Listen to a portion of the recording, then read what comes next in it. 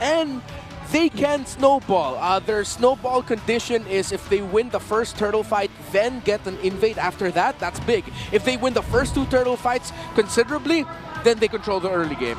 Is this a late 2024 Eve pick or another Game 7 MSC Eve pick? For few, we're about to find out. Game number 1 in a best of 3. It's a star match for Week 6. Onic PH versus Team Falcons PH.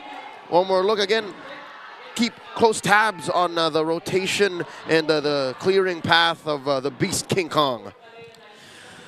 So, I mean, is it just me, or I find Kalea a bit, especially in the pro scene, or just in the pro scene, a bit overrated?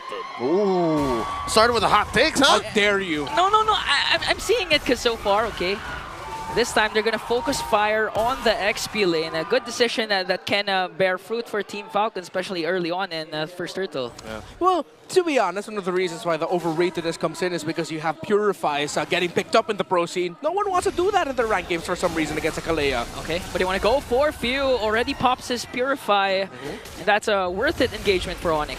Okay, good trading around the center of the map. So King Kong went purple to orange upwards, then it's going to go back for the golem. All right. And we saw earlier in the emblems is to pull yourself together for the Kalea. You do actually need that in the pro scene because you need your flicker more often as a Kalea.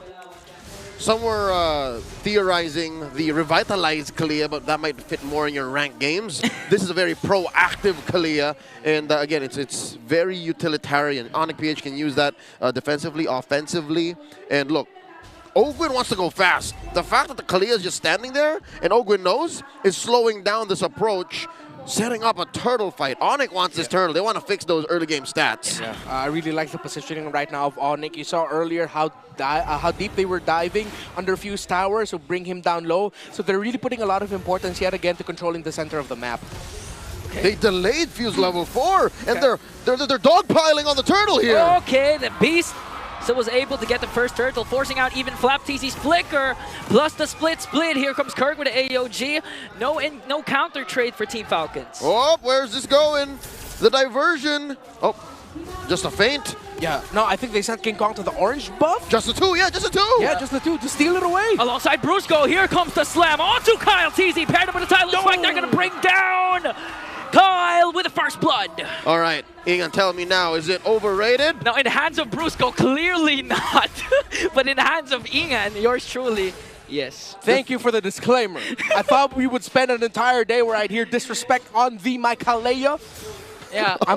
Yes. Is that a possessive? My Kalea? Yes. When was Kalea actually allowed to be picked? Was it week 4 or week 3? Yeah, week 4. Okay, so 2 weeks was more than enough for these pro players to actually make him or master Kalea. Ogun jumps in but gets caught out by 3. And Super Fringe joins the party, picks up a kill of his own. Yeah. Excuse me, I believe that was week 5, right? It was only 1 week that we've seen Kalea. Week 4 was when the patch dropped. Week 5 is when Kalea was active. All right. So, okay, they only need 1 week then. Yeah. Look, a lot of pressure being applied onto the jungle of Kyle TZ. So, and a very smart use of the diversion up top. You know who you can't purify? Kyle TZ can't use Purify. He does have some sort of like purification tool with his ultimate once he's maxed out with the beats, but he didn't have it then. So right now they're just playing around this Kalea and this Loyi very well, sending Brusco into key areas where they could disrupt Kyle TZ, and not just Brusco, even Kirk's doing it. Again, one of the best qualities of Onic. Oh my God, Brusco looking for a quick one. Does not press the button on it. Dodging that jump. Kyle TC goes in with electrifying beats. Raging Sandstorm already used up. Here comes the jump coming in from Kirk. Gonna miss, but Flap TC was able to go with a split. Hanging on to King Kong. Now here comes Super Marco. They're still trying to work on the Filipino cannon, and the Tsunami Slam is gonna feed it off to King Kong. A diversion up top.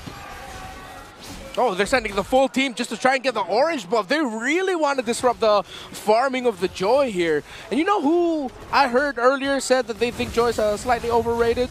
That's not me this time. No, yeah, it wasn't you. It was Midnight. And I'm honestly starting to see why you consider why.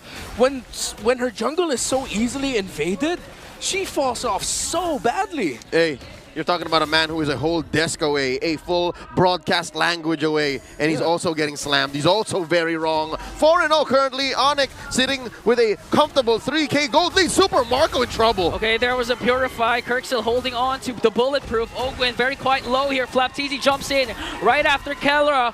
Okay, Kelra a couple of hits away, was able to flicker out. Here goes the RWM. But Brusco and Kirk still working on him. Kelra, will he be able to escape though? One more hit. No way! Okay, Kelra still alive and turns things around. Still 2 kills for Onic Philippines. The gold standard still standing despite literally Flap being on top of him for a good 10 seconds. Big yikes by Falcon. Super Marco could not even get close enough to try and bring Kelra even lower. And Kelra walks out scot-free while Super Marco's lane is getting pressured. And do you remember what Kelra said a while ago? He can literally bench Flapteezy, and that's what he did. Yeah, he was doing it there. He was benching Flap without a problem. It's now a 3-level gap. Make it 2 between the 2 junglers. King Kong is just ruling the jungle right now. Kaltizi's still hungry. All right, real quick. Diversion. An instant replay. Check out the live. There's a kill on a Kaltizi live. And let's appreciate that play once more. You know the action's non-stop when your replay and your actual live is still going on. Brusco jumps in with the Raging Sandstorm onto Brusco. And they're going to be able to pick him down. Kirk with a Revitalize as Super Marco trying to clear out the mid lane. Here comes Flapteezy once again with a split. And it looks like the Clash will disengage. Falcons right now completely out of their tempo. Few was doing no damage to Kelra. Under the real-world manipulation, he got 3 taps in and was barely able to take him past down 50%. He brought that up when Kelra was at around 90%, 70, 80% health. So still needs way more damage for this Eve. It's going to have to get to the point where Falcons will have to understand they lose control of the early game. Mid-game's going to be a big struggle for them even more. They have to play for a little bit later, see if they can win out trades by only losing their Roamer and or EXP. They cannot lose their main damage dealers anymore. Falcons no longer contesting. Clear take for the last turtle of the game here. Onic PH still asserting dominance in mid while holding this diversion like a sword of Damascus. All right, rotating down over to Super Marco. Does he know there's 4? Does he know there's 4? Okay, here comes the taunt. Still has his Purify plus his tower. Ogwin with the conceal. Will Team Falcons engage here? It looks like they're not going to engage all the while King Kong is just pushing up top. All right, 5 members of Falcons committed to protecting that tier 1 in mid and in bottom. And the rotations are so slow compared to Onic. Run and gun pales in comparison to Onic's sheer map control with the diversion. Again, we were talking about it earlier. In the center of the map, their damage profile is great, but they're severely lacking that hard crowd control that a Kalea, even a Blowy soft crowd control, even the crowd control Suyo can do. It's just way better. Oh! Tsunami Slam paired up with the AOG. Ogwin counters out with the Raging Sandstorm. They're going to bring down Flapteezy. Kirk with Revitalize to out-sustain the damage from Falcons once again. And no trade still for the Green Falcons. Dudes is just flying everywhere, despite there literally being a box to hold them in. The diversion coming through, coast to coast, over to the orange. All right, Kirk and Brusco, too late to spot that orange take. All right, how Onic isn't going for pick and rolls, they're going for pick and pops. Once they get the pick, pop them. And that's exactly how you want to play when you have a Kalea. Don't waste the Tsunami Slam, play into it. So far, approaching the 7K gold lead, Onic is calling all the shots. Ogwin here, even with a sand walk, afraid to walk into the wrong bush. Quick sand guard just to top himself up. I think Falcons are feeling the heat. Like, they can't even recall to recover because Onic is just going way too fast. I called it. I told you guys it's either going to be a very fast game or a long game. And 9 minutes in already, 7K gold lead. Okay, they're trying to work. Okay, Tsunami Slam countered out Ogwin. Here comes the real-world manipulation. Oh, man. But still, they were able to take down the Master. Kirk on the back with the AOG. And King Kong with the Evil Queller onto Flap. The next target is Kaltizi. That's a 4-man down. 4 Falcons will fall down. King Kong wants to go for more. There's a diversion, and the Bulletproof stays alive. All right, no additional casualties for Falcons. Super Marco, the only one left. Clear go signal for Onic to go for the Lord. As a Falcons guy, I just want to say the gods looking like they are so back. Falcons, so sharp, so decisive.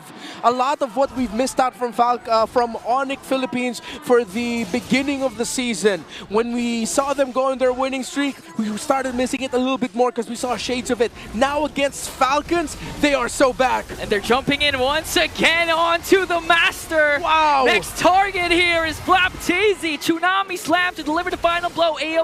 Diversion up top. They're just going to try and steal away the orange buff. You know, I don't blame you. With all the things happening, you don't know if they're feinting an AOG or a diversion. Yeah. It's a lot of AoEs. Or one of Kalia's passives. And they commit the ultimate to steal the orange buff. Ladies and gentlemen, Onic have reached the 11K gold lead mark, approaching 12. Falcons are out of their breath. They are flying at altitude so low, they're struggling to even put gold on Super Marco, who, by the way, is still bulletproof. But at what cost? Let's check out the items here. He's barely built 3.